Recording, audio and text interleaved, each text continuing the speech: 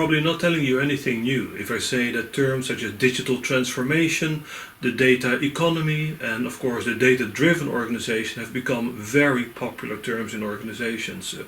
Now they all mean something different, but they have one thing in common, and it is that the organization wants to do more with data. They want to use data more widely, more efficiently, more effectively, in the hope that it will improve somehow their business processes and their decision-making processes.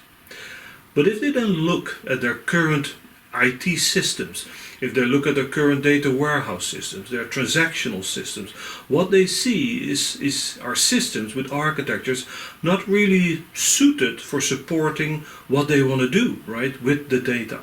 So what companies have started to do is look for new data architecture. They know they need new data architectures. But how do you design a new data architecture? Companies do not design new data architectures every day. So how do you do that? Where do you start? Do you start with looking at technology and then you design the architecture?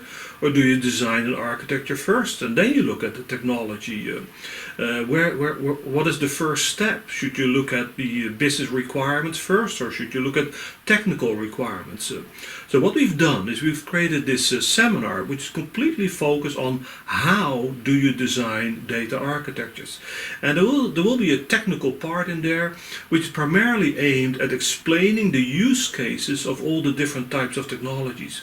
So for data storage, for data processing, for data analytics, for data transformation, metadata, and then we're going to look at all these different architectural styles that can help us build a new data architecture. So it's a very practical seminar. It's not a very theoretical seminar. So you're going to see action plans and best practices and guidelines.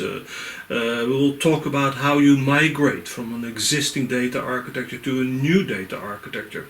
So it's all very down to earth, all very, very practical. So it's designed for every organization who's now in the process of coming up with new data architectures. It's set up for people such as enterprise architects, solution architects, data architects, everyone involved in coming up with new data architectures. I hope I'll see you there.